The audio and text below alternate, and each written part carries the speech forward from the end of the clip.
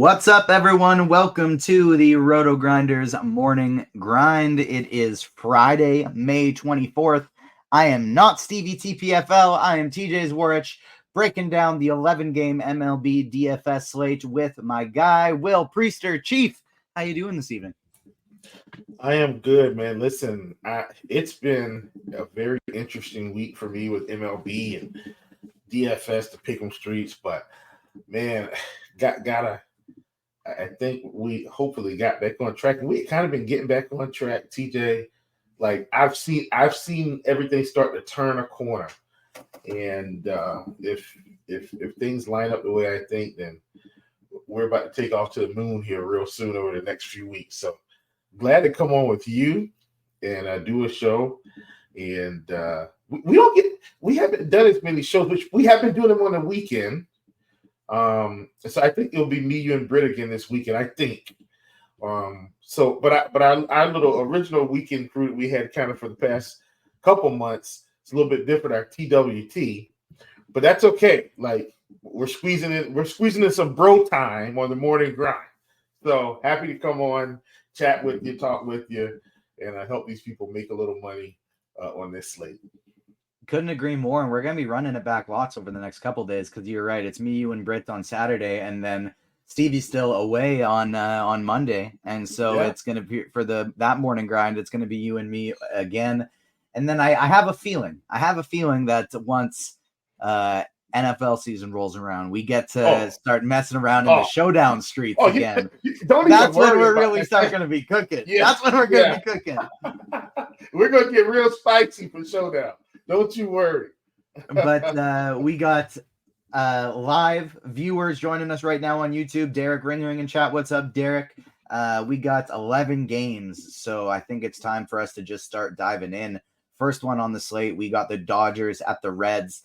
10 total in this one. Dodgers usually the late night hammer, but they're in Cincinnati, and so they're the first game of the slate. We got James Paxton at Graham Ashcraft. Do you have any interest in James Paxton at 8,200? No. And I think this is too much for James Paxton. He's not the same Paxton that we're used to. Now, here's the difference, TJ. Despite the fact that the strikeouts aren't there, he's still eating through innings. He's just not picking up enough strikeouts. And at 8,200, I don't want to get involved with him on this slate. He's also seeing him in back-to-back starts roughly. So this is I'm not playing any James Paxton.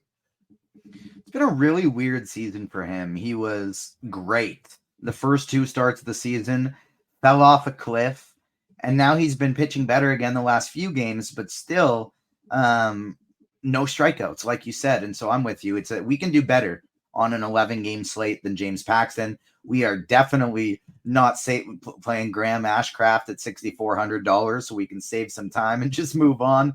What about the Dodgers going up against Ashcraft? Obviously, we like them. Where do you think they're going to be on this slate in terms of your favorite stacks? An 11-game slate, TJ, I definitely think they'll get some ownership. This is a Coors slate, and Philly's traveling to Colorado, so Philly's probably going to garner some ownership. The top backs for the Dodgers are expensive, like Freddie Freeman and Ohtani. Ohtani 6,600, Freeman's 56. You've got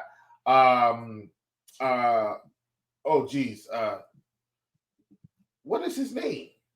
Teoscar Hernandez at 5,100, who's a little bit more expensive than not more expensive this season, but more expensive than what we're used to paying for him on other teams. Will Smith is 5,200. So, there's a lot of guys. Now, Mookie Betts is down to 5,900. But their bigger bats are more expensive. And so I just think this slate with Coors, first of all, are the Dodgers probably the top stack on the slate or one of them? Absolutely. I don't think they're going to be over-owned on an 11-game slate, though. So, and I'll probably spend more time on this than some of these other stats. But I did want to highlight the Dodgers because something you brought up is important. They're usually playing at 10 o'clock.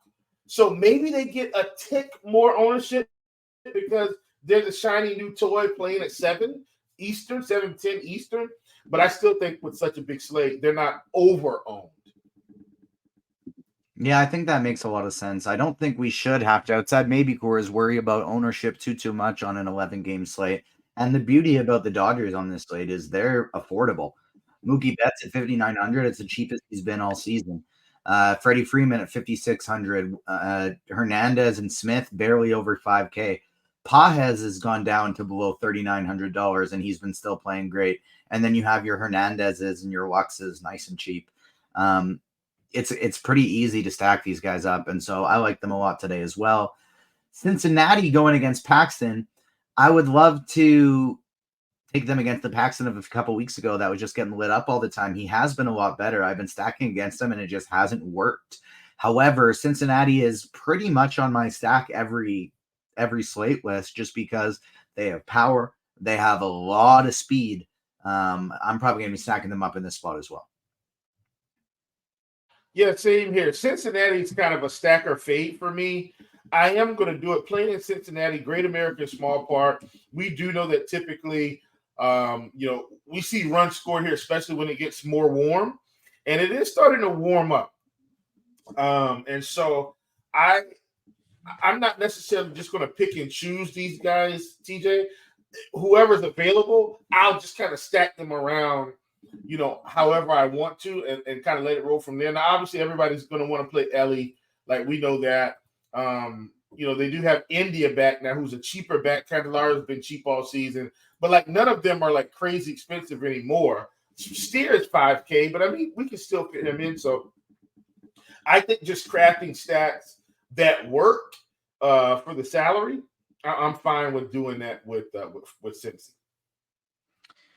Milwaukee at Boston, 9 total in this one, 9.5 total in this one. We have Bryce Wilson going at Cutter Crawford. Do you have any interest in Bryce Wilson, 6,600 going up against Boston? That's going to be a no. Maybe if this was in a really good pitcher's park or something on a small slate, you take a shot, but not on this slate. What about Cutter Crawford going up against Milwaukee? Crawford, a pitcher that has been fairly consistent all season. 8,900 I think is affordable. Milwaukee has a lot of power, but they also have some strikeouts. Yeah,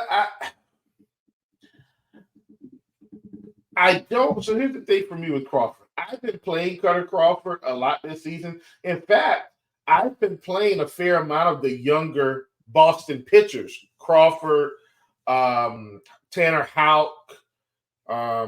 They just got Brian, Bayo back. I've played them. I don't think I'm going to do it against Milwaukee though today. I think so and it's really more about the slate. So like when I look at the slate, I think I just have other guys that I would rather play. That one in particular that's a little bit cheaper. Like I'd much rather play him.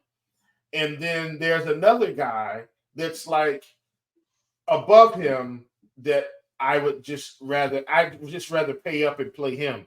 So he's just kind of an odd man out for me today against an offense that I think has gotten better with Yelich. I mean, they've been good so far this season anyway. But like with Yelich back, I just think that adds another level to this offense. And so I'm going to be spending up at pitching today or spending all the way down. Like that's kind of where I'm at, TJ. I'm going to have a high guy and probably a low guy in my main lineup. I do think playing 150 lineups, I'm going to have some interest in Cutter Crawford. He's probably going to be still in there in the pool for me. What about Milwaukee going up against him? It's a park upgrade, and Milwaukee's a good offense, but Crawford's not really a pitcher I like stacking against. Yeah, I'm not. That's the thing. I don't really want to play the Milwaukee bats per se. Like, I don't mind a one-off Yelich. I don't mind a one-off Jake Bauers. Like, if you want to hunt for some power. But generally speaking, I'm not going to stack. I think these guys kind of cross each other out. And so for that reason, like I said, there's a guy that while I think he's descending in his talent, I do think the matchup today, who's slightly below Crawford, I think that's going to yield us to play him a little bit more. So once again, like I've got a guy in the range that I like, Crawford. I've got guys above Crawford, and then I've got a guy that's much cheaper than Crawford that I want to play. And on this 11-game slate, I can just tell you right now, I'm going to play all three of the guys above 10K, TJ. So I'm going to need that cheapie. And then I think Crawford's fine. I just don't like him better than some of these other guys. That's really what it boils down to. Is your cheapie in the low 7K range? Yes, he is. You know me so well. I think I got a handle on who that one might be, and I don't disagree with you. What about Boston going up against Bryce Wilson? Wilson's not strong whatsoever. Rafael Devers has been one of the hottest hitters in baseball. Yeah. O'Neill has been one of the strongest hitters in baseball all season. And Duran's actually been hitting the ball really. This whole offense has been playing pretty well lately. What do you think about the Boston Red Sox? Yeah, I like Boston today against Bryce Wilson. I don't care how he's been pitching or what we think he is or is not. We've seen enough Bryce Wilson to know that eventually, TJ, the blow-up game is coming. And so I want to be ahead of it, not behind it. So Boston is a complete stack for me. And speaking of Boston, as an aside, a brief aside, wait until they get Yoshida back. Like, this lineup is actually going to be pretty good. Yoshida, one of their lower strikeout bats too, TJ. So once again, Boston's in a really unique space. I give them another year, and they might be ready to make some real noise. But I do plan on stacking Boston. Connor Wong's been good. I think we've all been banging the drum for Connor Wong and the power that he's shown this season. And you mentioned Devers. I mean, no secret, man. He's been really good. Did he have a streak of like 6 straight games with a home run or something like that? I mean, just fantastic. And even after that, he's still been productive outside of that. But yeah, I like him a ton. If I'm stacking Boston, no way I'm fading Devers. Wilyer Abreu, another guy I really like as well. He's been hitting the ball very well. And other than that, nothing really else to add for me. I agree with everything you said. Texas Rangers at Minnesota Twins, 8.5 total in this one. We have Jose Urena going up against Bailey Ober. Do you have any interest in Jose Urena? Not a strong pitcher. Pretty good strikeout matchup against Minnesota. I can't do it, man. I don't play Jose Urena ever. I'm not starting today. No, I agree with you 100%. We are not getting to Jose Urena. What about Bailey Ober on the other side? Tough matchup against Texas, but this is a guy that has shown some very low floors, but also some very high ceilings this year. Yeah, man. I like Ober. I don't love Ober. I don't think I'm going to play him today, TJ, and let me tell you why.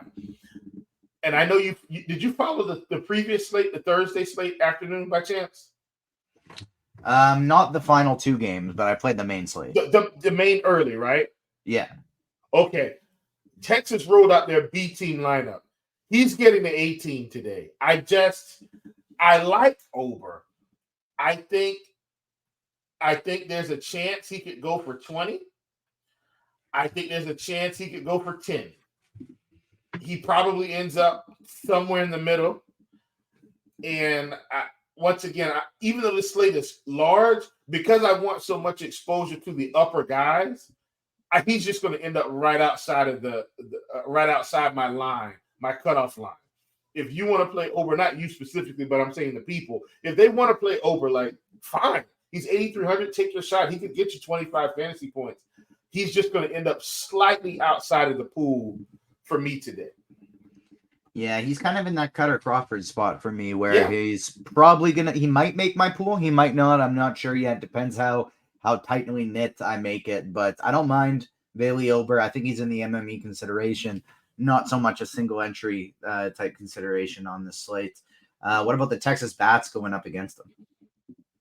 I don't necessarily want to play the Bats per se. I don't mind Seager. He's 5,300. Price is coming down. We haven't really seen the Seager explosion earlier in the season, but look over the past couple games here. He started to come on. Yeah, at 5,300, I think this is a great, even if he's just a one-off, I think this is a great one-off play. I'm assuming Jonah Heim isn't back. I'm assuming he'll be back. I don't hate him.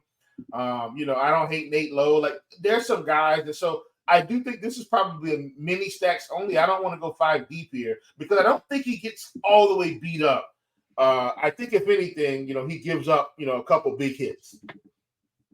Couldn't agree more. I love Corey Seager today. He's underpriced now that he seems to be recovered from that injury. Homers in 3 straight games. Not interested in the full stack though. How about Minnesota? I don't mind them, but I wish they were a little bit cheaper. They're not expensive by any means, but a lot of the guys like the Julians, the Keplers, the Castros, I like them a lot more when they were mid to high 3K as opposed to mid to high 4Ks. How do you feel about Minnesota tonight? Yeah, I feel the same way. And here's the thing. I know Minnesota has been striking out a little bit more recently. Like they but Urania, man, he's not a high strikeout guy. I actually really like Minnesota as a full stack today, sneakily. And while they're priced up some, like Kepler's 48 and Castro's 44, Larnach's 43, Krylov, 35, Julian 45, Santana 37, Jeffers 5,200. Jeffers has earned that price tag, by the way. He's probably been one of their best hitters this season in terms of power. He's been one of the best hitters in baseball this season, period. That's what I'm saying. Like Jeffers. So here's the thing, TJ. I've been banging the drum for Jeffers for what feels like weeks. I feel like every time somebody asks me about a home run call, I say, well, Jeffers, and he hits one. Will he hit one today? We shall see. But I do really like him, and I like this stack a ton. I think this is a really good mid-range stack, TJ. Right? So they're not as expensive as the Dodgers or the Phillies, but they're not as cheap as, say, like some of the Boston – not Boston. Some of the Boston pieces, or like sometimes the Mets get really cheap. The White Sox are really cheap. But, yeah, all in all, TJ, I can't express enough how much I like this Minnesota offense today. Giants at Mets, 7.5 total. Kyle Harrison going up against Christian Scott. Do you have any interest in Kyle Harrison going up against the Mets? Oh, man, like throw another one in the Cutter Crawford and Bailey Ober spot. Yeah, that's basically what it is. And then even Kyle Harrison, like the Mets are a fairly low strikeout team. Now, I know he has. There's a few more strikeouts with some of the lefties, but like this still isn't a high strikeout offense. And we're not seeing massive strikeouts from Harrison overall. Like he's been more in the 4 to 5 range with some sprinkles of 7s. But typically he's 4 and 5. At 8,500, you mentioned it. I'm not gonna keep beating a dead horse. He's Cutter Crawford today, and I can't do it. I think there's a cheaper guy that's way better. I think there's a guy that's a little bit more expensive than him because of the matchup that's a little better, even though he's aging. Everybody probably knows who I'm talking about by now, but I can't do it. He's another guy that's potentially in the pool for me. We'll check the projections in the morning. We'll check the ownership. Crawford, Harrison, and Ober, I kind of feel the same way about all three of them. I wouldn't change a lineup if I have $8,500 remaining. I like my stack, and Crawford and Harrison just fit. Yeah, understood. And at the same time, if those guys are going to be on like an 11-game slate, 3% owned, I'll get myself 6-7%, double the field just in case one of them hits a ceiling game. Not going to affect very many of my lineups if they don't. Yeah. Christian Scott on the other side, I feel like is the same boat as those plays. But he's cheaper. Maybe not a guy that's going to go 100+ pitches, but Christian Scott going up against the Giants, I think, is very viable for tournaments today. Yeah, for sure.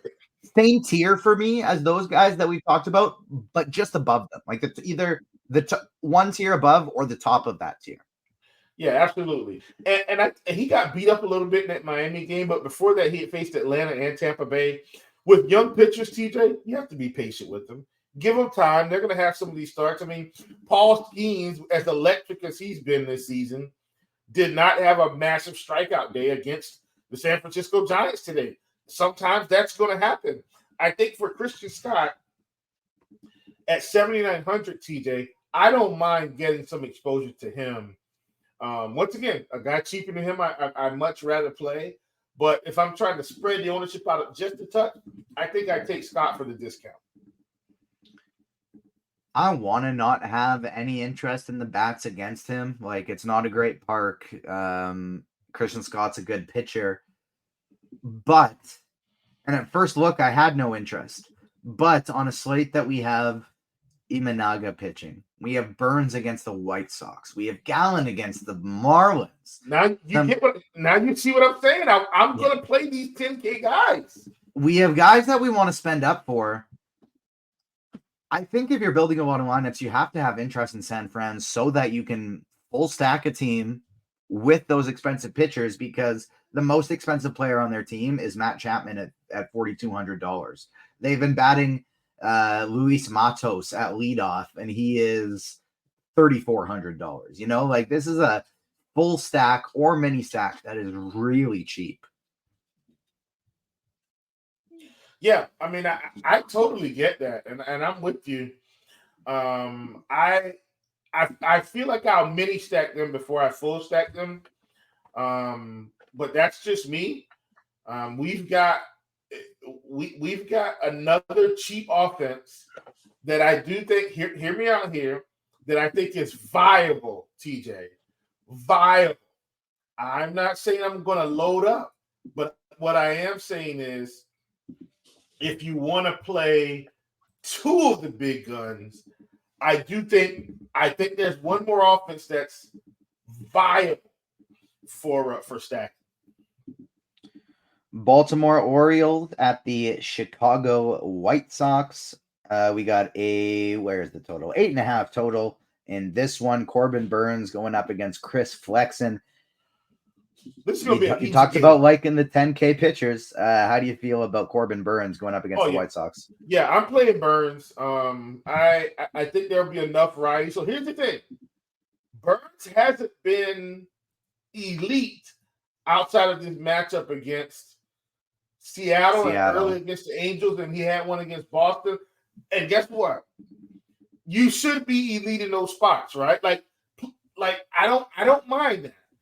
This is a spot where the White Sox, in my opinion, have been great. Now, Grayson Rodriguez, he had 5 walks today, had some control issues, gave up a few hits, but PJ, he still had 7 strikeouts in 5 innings. And had he not run his pitch count up, he would have went probably 6 innings, 8 strikeouts. I think Burns has, at this stage in the game, I think he's a little bit better than Grayson Rodriguez. Grayson Rodriguez will be good, or may even be elite in a year or two. I still think Corbin Burns is much better than him today. And at 10-6 against the White Sox, who, while there are some strikeouts and there's some guys are low strikeouts, TJ, there's no power in this lineup. I mean, they got 1 or 2 guys that you're afraid of, and everybody else, if he keeps the ball on the ground, Babbitt swings in his favor, you know, we could be looking at another 25, 30 fantasy point performance. I really like Corbin Burns. I think he's going to be fine today. Yeah, I like him too. I think he does rank 3rd for me among the expensive pitchers, but that's not a slight against him. That's not a slight. I think he's still a great play. And ownership will be heavily impacted on that. Like, if one of these 3 is a lot less owned than the other, that's the one I'm going to be playing a lot of. Not playing Chris Flexen, we can skip past that. Bats against him.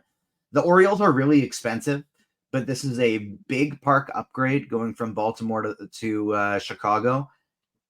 And I think this team is kind of in the Dodgers tier of they're expensive and tough to get to, but if you can, they're a great stack and they're a great mini stack. Yeah, for sure. I might full stack Baltimore, and that's where some of these cheap ones come in, because we're getting flexing, man. Like, that's really what this is. Like, I'm not afraid of Chris Flexen. There's still enough cheap bats like Santander, like O'Hearn, like Mullins. I know we got expensive ones like Henderson and Adley Rutschman, but like, we still got cheap bats that we can play to pair with them. So I really like Baltimore. I'm probably going full stack on Baltimore. And obviously, you know, I'm not playing Flexen, and I'm not going to play any White Sox bats either. Yeah, no White Sox bats on this slate. Definitely we can move on to the next game. I will kind of just hammer home Baltimore will be one of my favorite stacks on the slate because I think they're going to be very low owned. And I think they have as much upside as any team on the slate in this spot. Agreed. Chicago Cubs going up. Speaking of talented pitchers, we got the Chicago Cubs playing against the St. Louis Cardinals, 7.5 total in this one. Imanaga going up against Miles Michaelis. Just before, so we can spend more time on Imanaga, are you going to consider Michaelis on a big slate like this against the Cubs? Heavens no. Heavens no, exactly. Good. Imanaga, top raw points guy on the slate, I think by a fairly wide margin. I could see him. I would view him as maybe a 3 or 4 point higher guy than a Gallen or a Burns. He's just been absolutely lights out. Cheese always says in his articles, like, he's probably not going to be the best pitcher of all time, but so far he's shown us no reason to believe that he hasn't been. He's only gone over 100 pitches once, but he has only been under 20 DK points in 2 games this season, and he's been over 30 in 3 or 4 of them. Like, this is a guy that's just been absolutely lights out. St. Louis has been a lot better than they were earlier in the season, but it's still not a lineup we're worried about. Yeah, no, not at all. I mean, look, man, Imanaga's been good, TJ. And the thing is, the reason he's been so good outside of the Braves, he's not walking many bats. I mean, he walked 2 against Seattle, 3 against the Braves, but he's not walking more than 1 bat a game, which means he's keeping guys off the base paths. He's not really getting lit up too much. Like, sometimes he gives up hits, but generally speaking, he's somewhere between 3 and 5 hits. So he's not getting smashed. He's only given up a handful of home runs, and then most starts, TJ, he's been 6 to 8 strikeouts in most starts, and honestly, if he's gone over 6, he's been in the 7 to 8 range, TJ, and he hasn't been giving up a lot of runs. So I really like Shota here. I'm not afraid of the St. Louis Cardinals offense right now. I haven't been afraid all season. Shout out to our good friend of the show, Derek Ringering, who continued all early this season to say, look, man, just keep attacking the St. Louis Cardinals. I'm going to do that with Imanaga, and hopefully at the end of the night, TJ, the Brinks truck is backing up to my front door. Yeah, I'll be playing him in every lineup I can afford him in. I won't be having any lineups with that have which one? Corbin Burns with $400 left on the table. If I have those $400 left on the table, I'm playing Imanaga. And so he's definitely my top pitcher on the slate. We are not playing St. Louis against him. Cubs going up against Michaelis, though, I think are in a really nice spot, an affordable stack with a lot of upside. Yeah, I like the Cubs. Like, I think this is a good spot for them. Bellinger, I mean, they don't really have any bats over 5K, TJ. Not one. Bellinger's at 48. But, like, generally speaking, no bats over 5K against a pitcher that could get knocked around a bit. Like, he's probably going to give up 6 or 7 hits. It's just whether or not the runs come behind the hits, TJ. And if the runs start coming, I mean, he may even give up 7 to 10 hits in the spot. And you may say, well, Chief, really? I mean, you think he's going to give up that many hits? Folks, Miles Michaelis, last game he had 2 hits. Game before that, 6 hits. Game before that, 9 hits. Game before that, 6 hits, 7 hits, 9 hits, 4, 6, 7, 7. What does that tell you, folks? He's giving up hits. Will the runs come? I hope they do. I like the Cubs here. I think the Cubs are full stack offense. Yeah, I couldn't agree more. I love Bellinger. I love Morel. This entire lineup up and down, they're pretty much all too cheap. And so I really like the Cubs in this spot as well. It's time for Coors. We have the Philadelphia Phillies going into Coors Field to face the Colorado Rockies. Christopher Sanchez going up against Ty Blach. Christopher Sanchez is the cheap pitcher you've been teasing all show. Oh, yeah, 7,200 going into Coors. I get it. Like, you know, but here's the thing, TJ. I play pitchers in Coors, the good pitchers, probably every slate because they always get the bump down, right? They get this massive price decrease, like their skills are about to fall off the face of the earth. Well, if the Colorado Rockies offense was good, I feel much differently about this. Despite their little small winning streak that they rattled off a few days ago, I am not afraid of this team. Give me Chris Sanchez at 7,200. a guy that has some strikeout ability. TJ, if he can keep the ball on the ground and in the park and not get blown up and give up too many hits and look, he's another guy that's going to give up hits, but he's also got strikeout upside to back it up. I think we see a nice performance from Sanchez at 7,200, TJ. If you told me today I'm going to get 18 points from Sanchez at 7,200, I take it right now. And so that's where I am. I think he can get you 15 to 20 with upside for 20 to 25. And I think the strikeout upside is there. So I really like him at 7,200, which is why I don't feel like I have to play Cutter Crawford and some of these other guys. I can play in the 7K range. I do have one 8K guy that I like. I can play in the 7K range, and I feel like get similar production. Yep, I couldn't agree more. I like Christopher Sanchez quite a bit today as well. Feel very similar to him as I do about why can't I remember the other guy's name? Christian Scott, Christopher Sanchez. Wow, those are some names that are somewhat similar that are easy to confuse. We're not playing Ty Black in this spot. We don't have to worry about that. Are you going to be playing any Phillies bats against Colorado and Black? Because I know you typically like to fade Coors. Oh yeah, I'm fading Coors for sure today. Like, there's no doubt about it, TJ. There's enough games for me to fade, right? So over the years, what I will say is this: 3 and 4 game slates, good offense in Coors against a bad pitcher, anywhere from game 2 to 3 in the series, I probably have to play them some. The slate's too small, right? On an 11-game slate, TJ, I can assure you I will not have one Philly bat in my build. They will all get the X button. If Philly goes off for 20 runs, I say, hey, they got me, and I call it a day. But I think there's enough offense between the Dodgers, between the Cubs, between Boston, between Minnesota. You get us like between Baltimore. Like, think about these are all offenses we've named, and we've just got to the Coors game. That's about 4 or 5 offenses already. So I'm perfectly fine leaving the Phillies on the shelf. Let me also parlay that into this statement, TJ. I'm not telling you, and you as in the listeners, to fade Coors. But you guys know I'm going to tell you what I'm doing, and I'm absolutely hitting the X button on this whole offense because there are other offenses I can play on this particular slate. Yeah, I think that makes sense. I mean, hey, if ownership comes in and they're not all that crazy owned, I'll still be playing them, but I probably will be looking to get underweight on this team today. What about Colorado against Sanchez?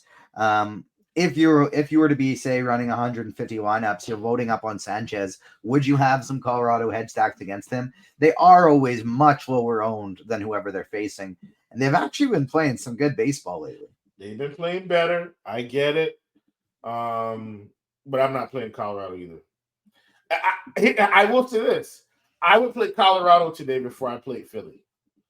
And I love Sanchez today.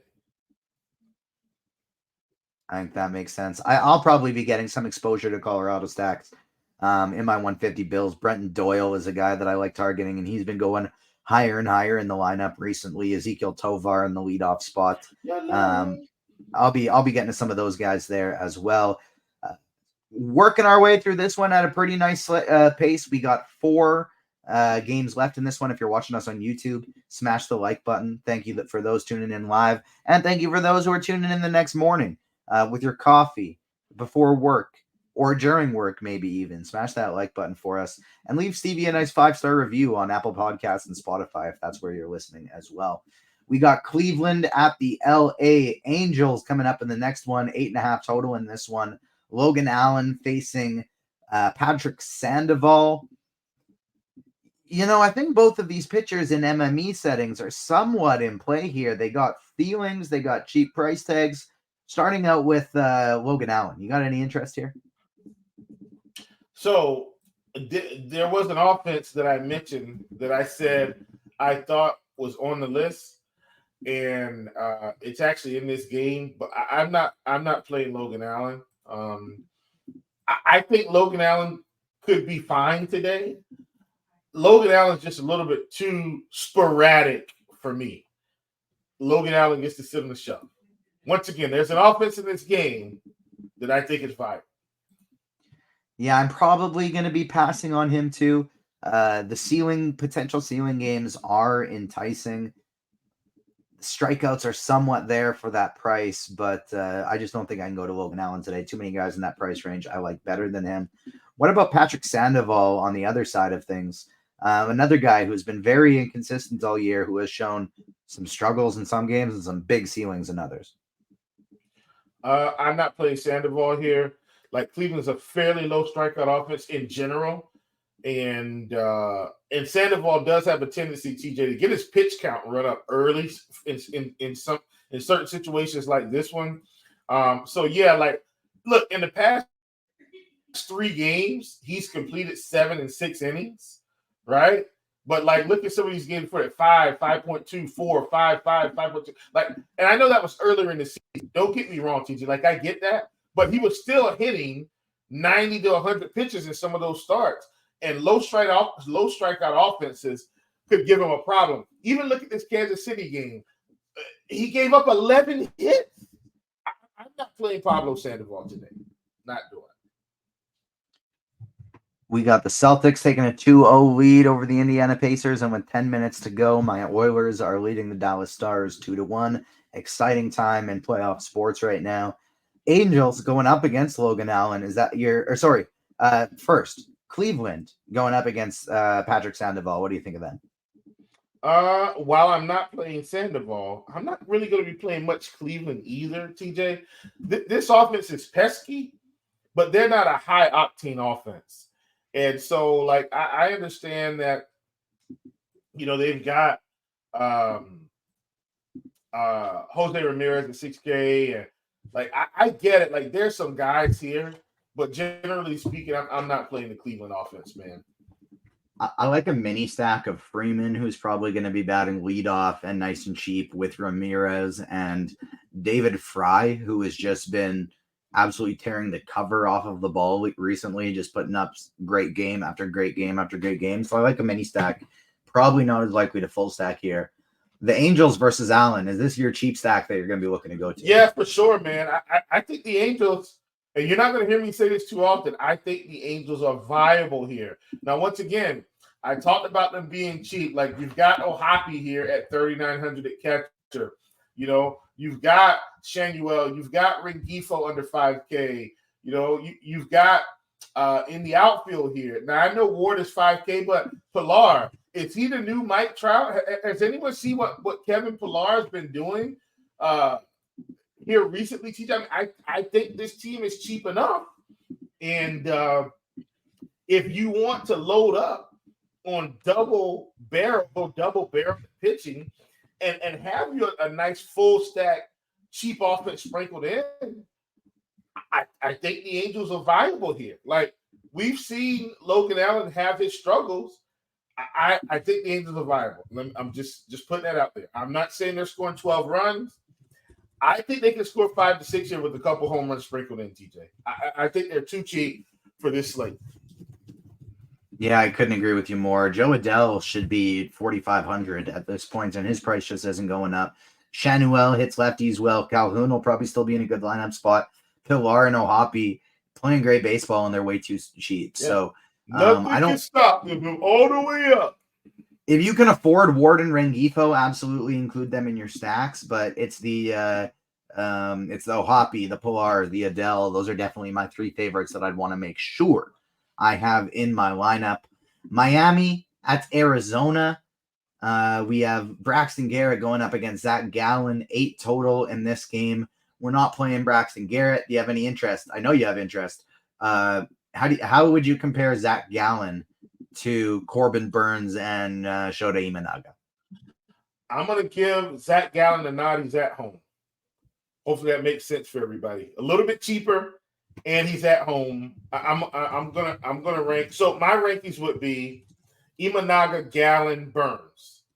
But keep in mind, folks, that's not me saying, hey, play Imanaga at 50%, Gallen at 25% and Burns at 15%. No, I think you need to have massive exposure to all these guys.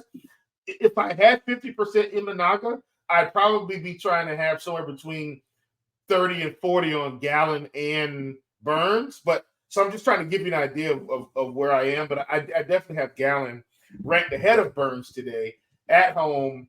I mean, this guy, he's been good for a couple seasons now, and we're starting to see him get better, TJ, over the rest of the season. He had some sprinkles in the middle there where he was getting hit around a little bit, but I don't think the Marlins have enough power to really knock him around. And as a result, TJ, I expect him to get through 6 innings pretty clean with upside for 7 to 8 here. So I like Gallen. Yeah, I like Gallen a lot too. I have him above Burns and below Imanaga. It's kind of how I have it. But that $700 savings, pretty important. We're not going to be playing Miami going up against Zach Gallen, but no, Arizona up against Braxton Garrett. They fall into that Dodgers and Baltimore team kind of tier for me of stacks. Yeah, but they're a lot cheaper. They're a lot cheaper. I think Arizona might be my first choice for a single entry stack on this slate. Interesting. I like it. I'm perfectly fine with that, TJ. Let me say Derek in chat said Sanchez, Gallen, Chicago 5-man, and then an Angels 3-man fits perfectly. Derek, you just gave out the winning slip, buddy. I'm just kidding. But I would go ahead and put that in. You never know, right? Sometimes your first mind is the right mind. I think we've seen that a lot in DFS. Don't tinker it, Derek. Just if you start itching for a tinker, throw another one in there. Back to the Arizona Diamondbacks. I do like the Diamondbacks today. I think Braxton Garrett is a middle of the road or an average pitcher, TJ. And I think, him just kind of coming back, as you've seen, like he's been getting knocked around. And not only has he been getting knocked around, TJ, the strikeouts have been there, but he's getting knocked around and giving up the runs, right? Like he's doing both. And so I think it's still early in the season. I think right now he's still attackable. And I'm with you. I like this Arizona offense. Obviously, he's a lefty. There are plenty of lefty mashers in this offense. Eugenio Suarez at 3,600, TJ. Like, historically, he's hit lefties okay. He's going to strike out, but he's been able to hit for power. Christian Walker. Like, they've got guys. And so I like this team. I'm with you, TJ. I agree with you. They're much cheaper. And borderline, TJ, you could almost go double barrel with this team because they're probably going to play Blaze Alexander today. They're probably going to play Randall Grichuk today. So, like, you're going to get a cheap Arizona offense at home, and this is another cheap offense to add into if you want to play double barrel. Love to call them the Diamondbacks, TJ. That's exactly it. It's really the cheapness that they're not my highest overall raw points upside team on the slate, but for point per dollar, I really think they are probably going to be my favorite stack, either in MME or in a single entry scenario. Houston at Oakland, next game up on the slate. We got Justin Verlander going up against Ross Stripling, 8.5 total in this one. Sounds to me like you have some interest in Justin Verlander at $8,600. Yes. Verlander is my 8K guy today. And let me just say, TJ, I am not a Verlander fan this season, but similar to what we saw in the Detroit game, right? Where he's going to be facing a high strikeout offense. And once again, he is not Justin Verlander from 3 years ago, 4 years ago, five years ago. But in a spot that he can attack a bad offense, I think he's viable. 8,600. I think he can get us 20 to 25 fantasy points today, TJ. He's pitching in Oakland, which will help him even more. Oakland's a terrible ballpark for offense. I think this ballpark helps him. And so I really like him today against a high strikeout Oakland team that has absolutely been struggling. Yeah, I think that makes sense. I probably am not going to do it, though. He falls in the Cutter Crawford level tier for me with those other guys that we talked about before. Bailey Ober, Kyle Harrison. I think I would put Christian Scott and Christopher Sanchez as priorities above Verlander. And then I think I like Cutter Crawford a little bit better as well. I just don't trust the old man, even though it is a really good matchup, a big park upgrade. We're not playing Ross Stripling, even if though he's 5,600, he's cheap. Maybe I take a shot. No, you're not taking a shot.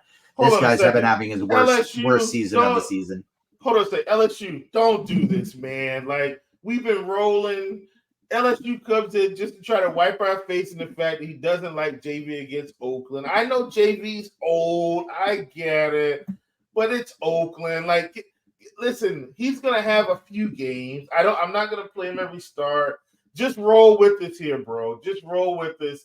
I know Verlander's not great, but Oakland's terrible. And the ballpark's good for him. Trust me on this. Sorry. Back to our regularly scheduled programs.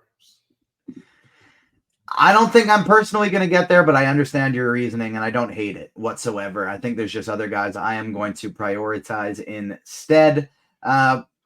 Oakland, 11-game slates going up against them. We just don't need to do that. Houston going up against Stripling, though. Houston hasn't been great this year, but Stripling's been horrific. Houston's starting to pick things up a little. Kyle Tucker has been arguably the best bat in baseball this year. I love me some Tucker. I like the stack, don't love the stack. I like Houston a lot today. I mean, Stripling's been terrible, so I don't mind stacking Houston. Let me have a small exchange with my guy, LSU. So LSU, it's really easy to pick out the one start or two starts where these guys don't do well against bad teams, but then go back and look at the other 7 starts where they've done well.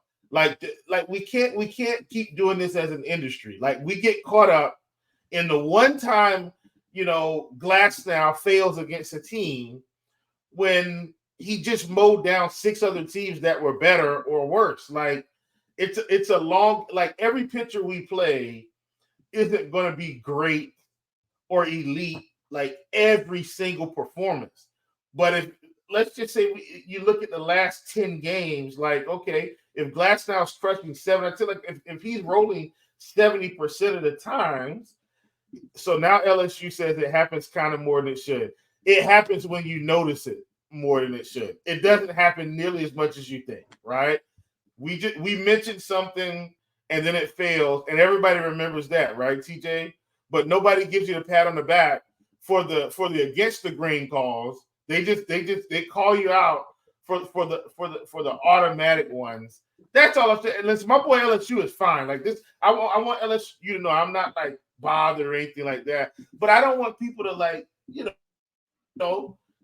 in a tizzy because Glasnow fails once or twice.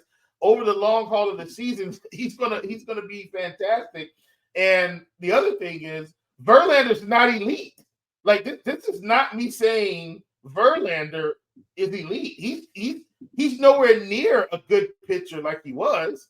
But I think against Oakland at 8,600, I like him better than what's in that group. All right, sorry, TJ. That's just my little exchange. We had some time to spare today because we're at the last game. And thank you, LSU, for hearing me out. Thank you guys for letting me go down this rabbit hole and take this show off the rails temporarily. I'm handing it back to our illustrious host, TJ Zwarych. TJ, one more thing about Verlander that I'll say before we switch it over to the next game.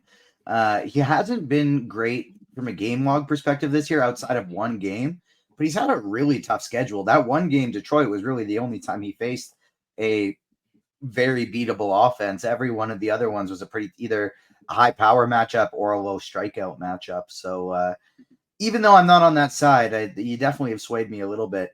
Final game of the night, Carlos Rodon going up against Yu Darvish, 7.5 total in this one.